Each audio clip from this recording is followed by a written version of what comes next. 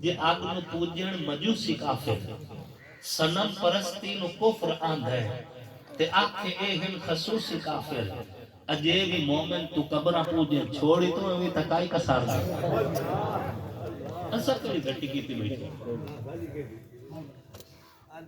اللہ سے ہوتا ہے اللہ کے خیر سے ہم تمہیں مزارات پر جانے سے نہیں روکتے ہم تمہیں اولیاء سے متنفر نہیں کرتے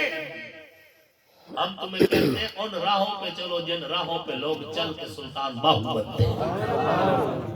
جن راہوں پہ چل کے لوگ معین الدین چشتی اجمیری بنتے جن راہوں پہ چل کے لوگ بایزید مصطفی بنتے جن راہوں پہ چل کے لوگ فرید الدین عطار بنتے ہیں جن راہوں پہ چل کے لوگ فرید الدین گنج شکر بنتے ہیں جن راہوں پہ چل کے لوگ علی اجمیری بنتے ہیں جن راہوں پہ چل کے لوگ عثمان مروتی بنتے ہیں جن راہوں پہ چلنے کے بعد اللہ کا ولی بنا جاتا ہے ان راہوں پہ چلو نہ مزار پہ جانے سے روکتے ہیں نہ ولی سے محبت کرنے سے روکتے ہیں نہ ولی سے عقیدت کرنے سے روکتے ہیں روکتے اس بات سے ہے کہ ولایت کی آڑ میں شرک نہیں کرنا ہم تمہیں ولیوں سے متنفر نہیں کر رہے اولیاء کے پیروں کی خاک ہماری آنکھوں کا سرما ولیوں کے پاؤں کا جوتا میرے سر کا تاج ہے یہ جو دین ہم تک پہنچا ہے خصوصاً ہندوستان میں یہ اولیاء کرام کی محنت کا ثمر ہے ان کے قدموں کی برکت ہے ہم تمہیں اولیاء سے متنفر نہیں کر رہے ہم تمہیں یہ کہہ رہے ہیں کہ اولیاء نے بھی ساری زندگی یہی بتایا کہ اللہ سے ہوتا ہے اللہ کے خیر سے نہیں حضرت پیر سید نصیر الدین نصیر رحمت اللہ علیہ مولانا شریف والے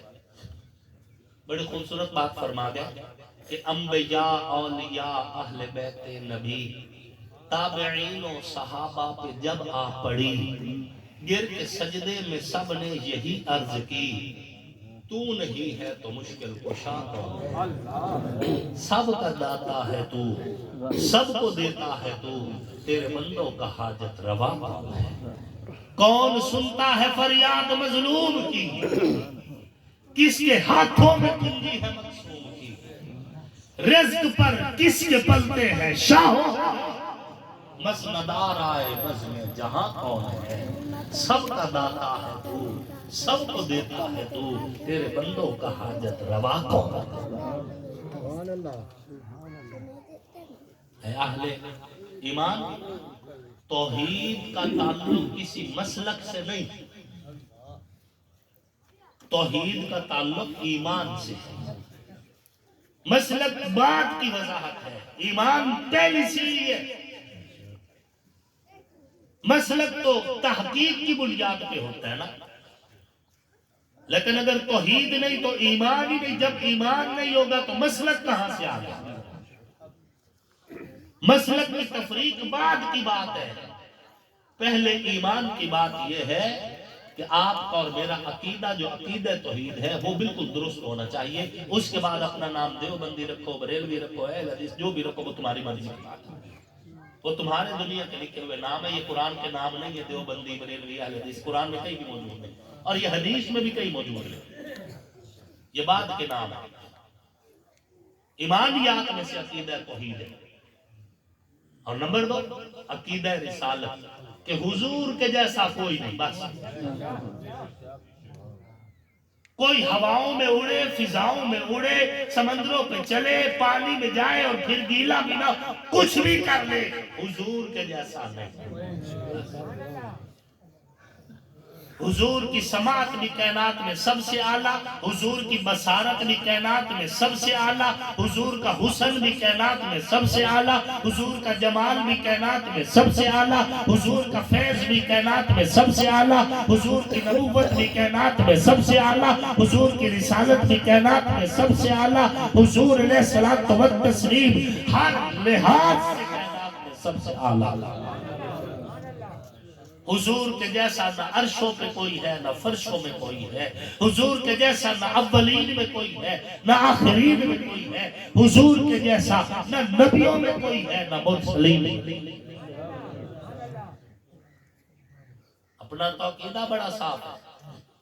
حضرت خان محمد کمتر رحمت اللہ علیہ فرمایا کرتے تھے، حسینہ جمیلہ دا منہ موڑ دیتا، محمد بڑا رب قلم توڑ دیتا۔ کوئی نہیں حضور کے جیسا، رب نے بنایا ہی نہیں۔ یہ مولوی کو پتہ نہیں کہاں سے غلط فہمی لگ گئی ہے کہ وہ سمجھ رہا ہے کہ حضور کی شان میں بڑا ہوں مجھے لا حول ولا قوت۔ میں بتاؤں گا جی حضور ایسے ہیں۔ بعض مولوی تقریر کرتے کہتے ہیں ایسا آج ثابت کر کے اٹھی بڑا حضور نور ہے۔ دسو بھائی تم نے ثابت کر دیا۔ جب مولوی کی تخلیق کا پتہ نہیں فیصلہ بھی نہیں ہوا ہوگا حضور اس وقت بھی نور و لا نور۔ کس نے کہا تم ثابت کرو گے؟ رہی یہ بات کہ اگر کوئی کہتا جی دیوبندی حضور نو نور نہیں مندے ادھر سو اسی مسجد نا جامع مسجد عثمان ذوالنورین رکھ دے ہیں نا۔ ذوالنورین کا معنی کیا ہے؟ دو نوروں والے۔ حضرت عثمان کے نکاح میں حضور کی دو بیٹیاں یکے بعد دیگرے آئی، ان کو نور ماننا ہے تو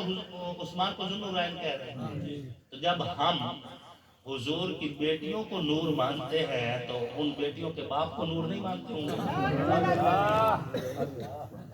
ہم یہ کہتے ہیں کہ حضور تو نور و لا نور ہے، حضور کے نور جیسا اللہ نے کسی کو دیا ہی نہیں، لیکن حضور کا نور ہے مخلوق نور، خالق نور نہیں۔ خالق نور صرف اللہ کے پاس ہے۔ مخلوق نور میں اللہ نے حضور کو جو نور دیا وہ کسی کو بھی نہیں دیا، نہ چاند تاروں کو، نہ جنت کو، نہ فرشتوں کو، نہ نبیوں کو، نہ رسولوں کو۔ جو نور اللہ نے حضور کو دیا، حضور علیہ الصلوۃ والتسلیم بصارت اتنی، حضور فرماتے ہیں حدیث شریف میں جب میں سامنے دیکھتا ہوں جیسے مجھے سامنے نظر آتا ہے ویسے مجھے پیچھے بھی نظر آتا ہے، اتنی بصارت۔ اور آنکھوں میں طاقت اتنی کہ جیسے اللہ کو موسیٰ کلیم جیسا پیغمبر ایک جھلک نہ دیکھ سکے، ایک تجلی کی جھلک۔ موسیٰ کلیم بے ہوش ہو گئے، بے ہوش ہو گئے، گر پڑے، پہاڑ جل کے راکھ ہو گیا۔ اور جس کی تجلی کی ایک جھلک حضرت موسیٰ کلیم برداشت نہ کر سکے،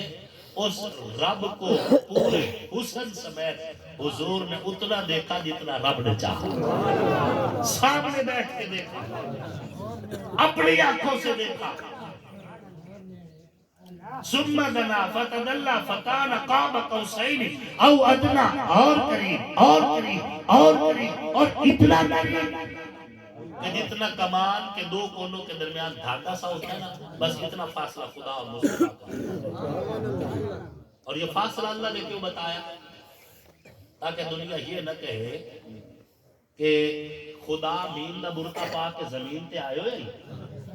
جس نے سدرت المنتہا کو اتنا گئے تو برقع رہ گیا تو وہ خدا آئی تو وہ مصطفیٰ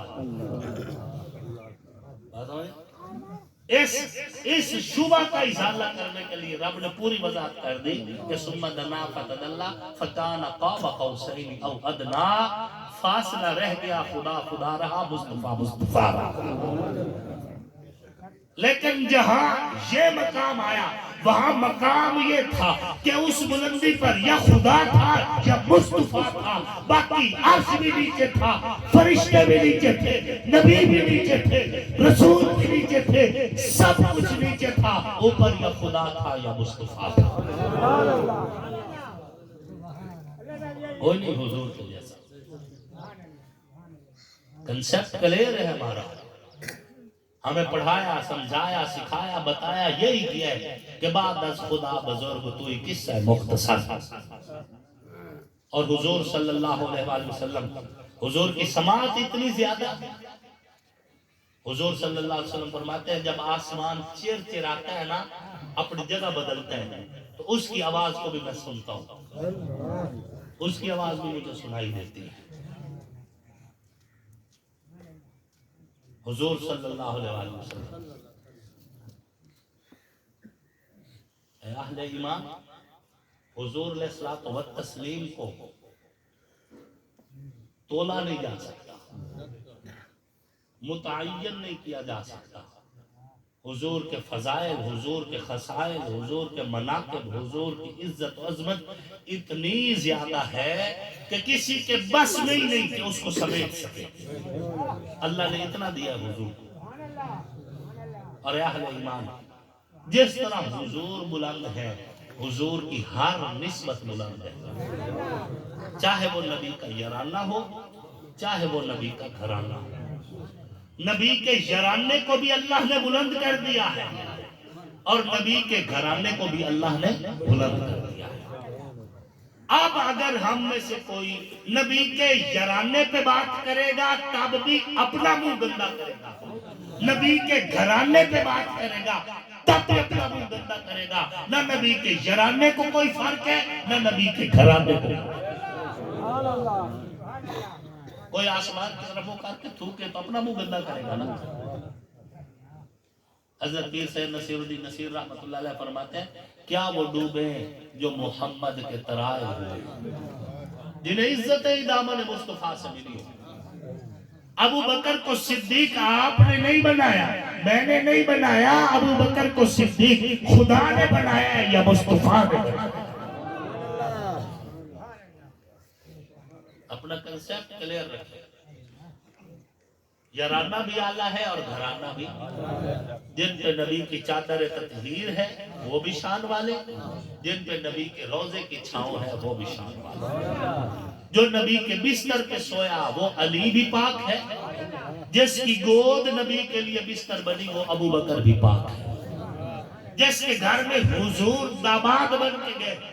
وہ ابو بکر، عمر، ابو سفیان بھی شان والے ہیں۔ جو حضور کے گھر داماد بن کے آئے ابو العاص، عثمان ذو النورین اور علی المرتضیٰ بھی شان والے ہیں۔ نبی کا سسرال بھی اعلیٰ، نبی کے داماد بھی اعلیٰ۔ جسے اللہ نے کعبہ میں پیدا کر کے عزت دی وہ علی بھی عزت والا، جسے نبی کے روضے میں سلا کے عزت دی وہ ابو بکر اور عمر بھی عزت والا۔ مرضی اللہ کی، جو کعبہ میں پیدا ہوا ہمیں اس سے بھی کوئی گلہ نہیں، اور جو روضہ میں سوئے ہوئے ہیں ہمیں ان سے بھی کوئی گلہ، ہم سب سے راضی ہیں۔ اور اس لیے راضی ہیں کہ ہمارا ایمان بچتا ہے۔ ایمان نہیں بچے گا اگر ہم ان سے ناراض ہو جائیں۔ جناب سیدنا امام حسن العسکری سلام اللہ علیہ تفسیر حسن عسکری میں ایک روایت لے کر آئے ہیں